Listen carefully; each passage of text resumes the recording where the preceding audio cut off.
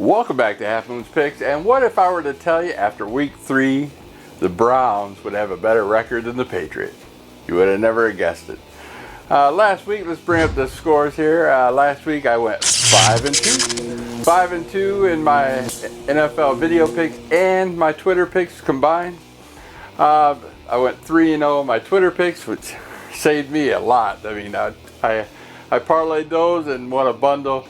Saved me from going in the hole from the lousy week 3. But 2-2, not too bad on my video picks. I won all 4 games, all 4 winners, but the Bears and the Eagles just did not cover that spread. So, and my leans, horrid. My leans were horrid. 0-6 in my leans.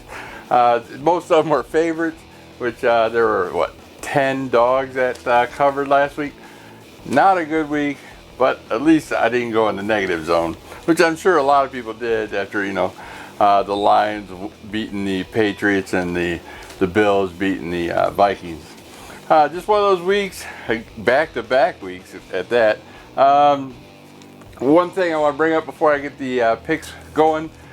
What saved me last week also, where I played a lot of teasers. If you don't know really how to play a teaser, say Monday night game. I like Tampa Bay. It was Tampa Bay +1 at home dog. Yeah, sure. But I was like, Pittsburgh bound to bounce back eventually. So what I did, I put a 6-point teaser on that Tampa Bay at 1 because I had Tampa Bay +7. Say if you liked Green Bay last week. Green Bay was a 3-point favorite, but they're on the road. And playing a hungry Washington team, so take those 6 points and put them on Washington. Washington +9, you would have banked. So that seems to be the way to go on weeks like this.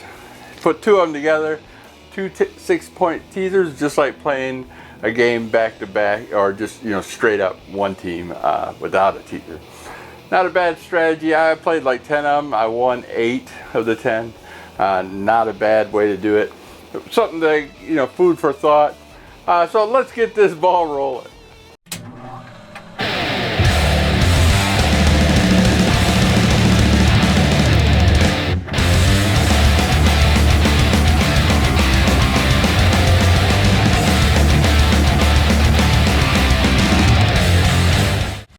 My 4th pick of the week, my upset pick of the week, we got the Detroit Lions traveling to the Dallas Cowboys. The Detroit Lions are a 3-point dog.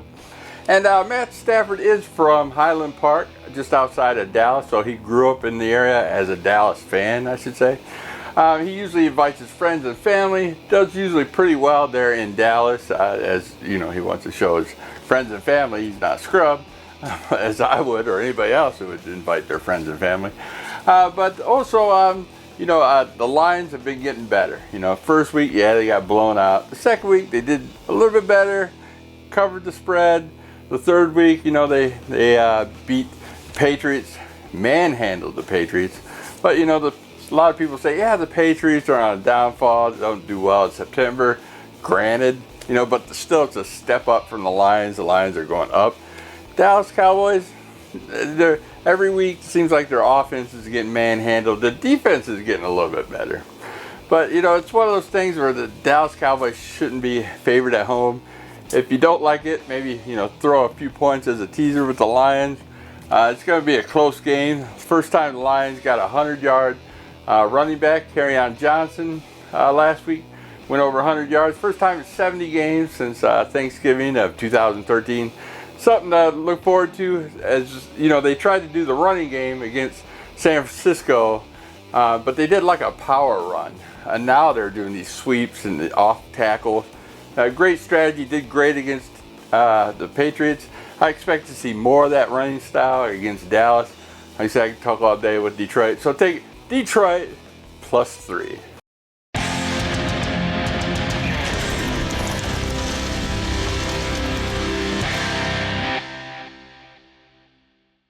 My 3rd pick of the week, we got the Minnesota Vikings traveling to the Los Angeles Rams. The Los Angeles Rams are a 7-point favorite. This is a Thursday night game, as all 3 Thursday night games in week 1 through 3 have covered the spread. The Rams are 3-0 ATS wise, have covered every single game they played so far by 12 or more points, I might add. Here the spread is 7, most likely to be able to cover that. Good teams win, great teams cover. The Vikings have a little bit of injury bug as Dalvin Cook's most likely out and he won't play this week. So I'm taking the Rams -7.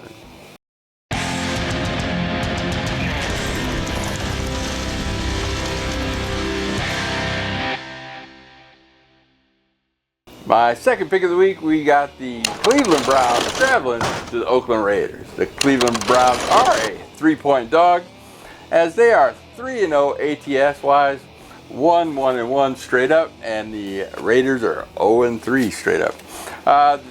Baker Mayfield will start for this game. He looked exceptional last Thursday night. They've had extended rest time to prepare for the Raiders. The Raiders are traveling back from Miami, so they might be a little exhausted.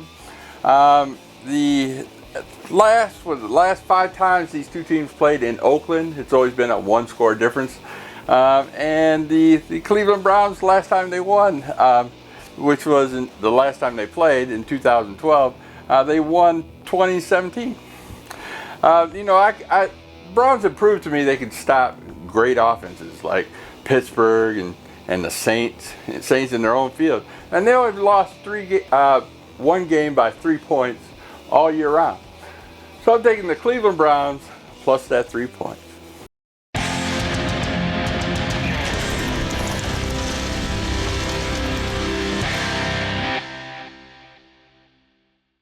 And my number 1 pick of the week, we got the Seattle Seahawks traveling to the Arizona Cardinals.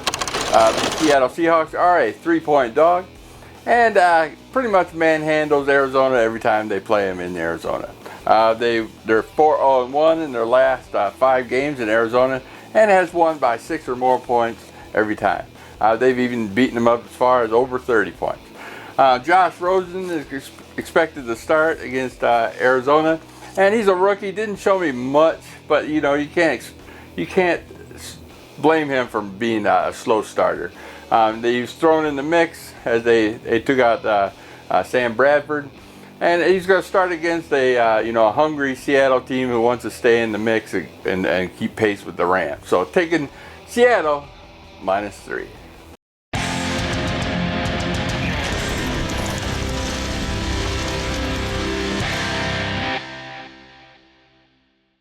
Alright, that's it for the week. I hope you enjoyed those picks. One thing I forgot to mention at the start of this video is never cross the 0 when you're playing those teasers. You're probably wondering why. If I like Green Bay, why would I put all the money on Washington? Well, you don't want to cross the 0, so you play 6 on Green Bay, and you got +3 in Green Bay, and you would lost. So you always throw those 6 points on the other team, even if you like Green Bay. Never cross the 0, trust me.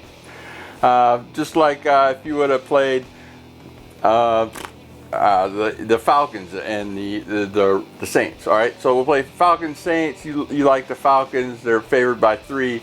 If you would have threw 3 on the 6 points on the Falcons, then it would have been Falcons -3, and they lost by 6. So you would have lost. So you would have took those 6 points, threw them on the Saints, and then you would have won.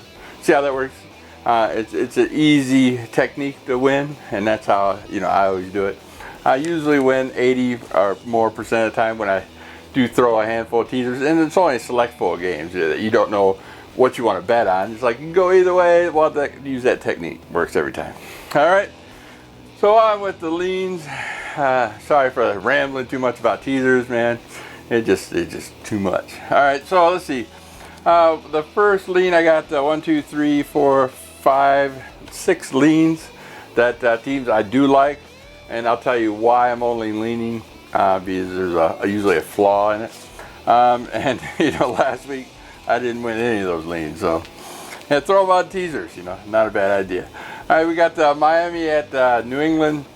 New England's favored by 7. This is a divisional game. 7 points, that's a lot, especially a division game, especially when Miami is 3-0. New England's 1-2, and here we are. Granted, Miami doesn't have a great history in Minnesota, but usually they're somewhat close. It was 31-24, so that would have covered. But then again, Brady didn't play that the last time Tannehill played there, and also Tannehill, you know, last time he played Brady was in 2015, and they lost 36-7. But that was a different team. So we're looking at this year, and Tannehill's been playing exceptionally well, and Brady hasn't. So, you know, I'm taking that Miami plus the 7. Next, trying to move this fast, I'm sorry. We got Houston at Indianapolis. This is an even game. It's Indianapolis started at 1.5, and then now it's Indianapolis 1 point, and it's a public favorite. So I'm like, why is all this public favorite going down, and then all this sharp money is going on Houston? They're thinking Houston's not going to be 0-4, which is rightfully so. It could be. You know, you can take that dog, but I think the Colts have been playing well. The only reason I didn't put this in my main bets is, you know, is Indianapolis -1 is obviously it's a divisional game, and when you see a lot of sharp play on the other teams, it makes you kind of iffy. But I'm taking the Colts on this home team. Why not? You know. They got next one would be Buffalo at Green Bay. Again, way too many points. Rodgers is beat up. That team stinks. If it wasn't Rodgers, this would be, you know, 0-16 team. Buffalo has something to prove, but they're on back-to-back you know, road games. So, you know, granted they did well against you know, the Vikings, but you know, here we are going. But they didn't have to travel that far. You know, they went from Minnesota to Wisconsin. It's right there. You know. So, you know, I'm taking Buffalo. I'm taking the 10 points. Start out 10.5 points and move down to 10. Still, you have to win by more than, you know, two scores. So, yeah, taking the Buffalo plus the 10. The next lean, I got Tampa Bay at Chicago. These two teams usually play each fairly well, but Tampa's on a short week. But I like Tampa plus that 2.5 points. Probably be 3 points time game day starts off. We'll take Tampa plus 2.5. But like I said, I didn't pick them mainly because they're on a short week. And Chicago against a high-flying offense doesn't seem to do well as their cornerbacks and linebackers. I mean, if it was a running team, yeah, like, you know, Arizona, or a bad passing team like Arizona, you know, so I would definitely pick Chicago, but I like Tampa in this spot plus a 3 or 2.5, whatever you can get it at.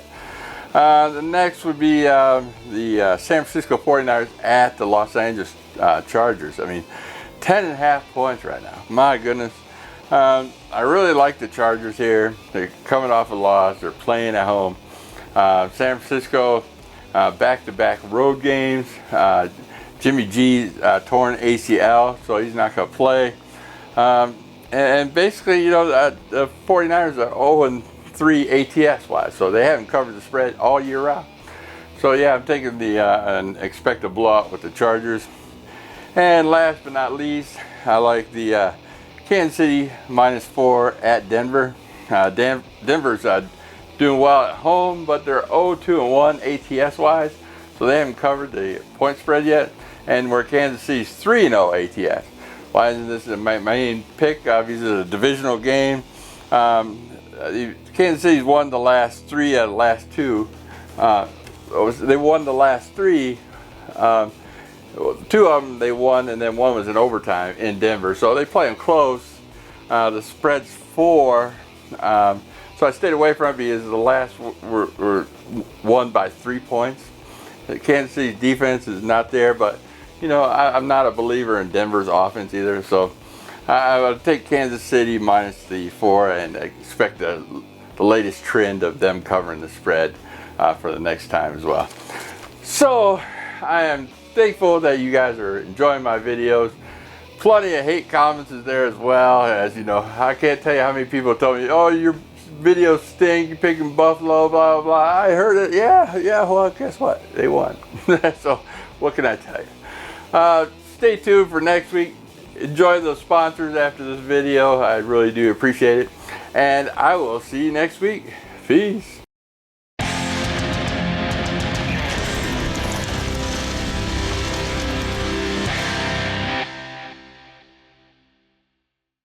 You enjoy placing a few bucks on your favorite team? Maybe try your hand at cards or on the slot. Use me as a reference and click the link in the description below and receive a new member bonus and help support this channel. Bovada, just better.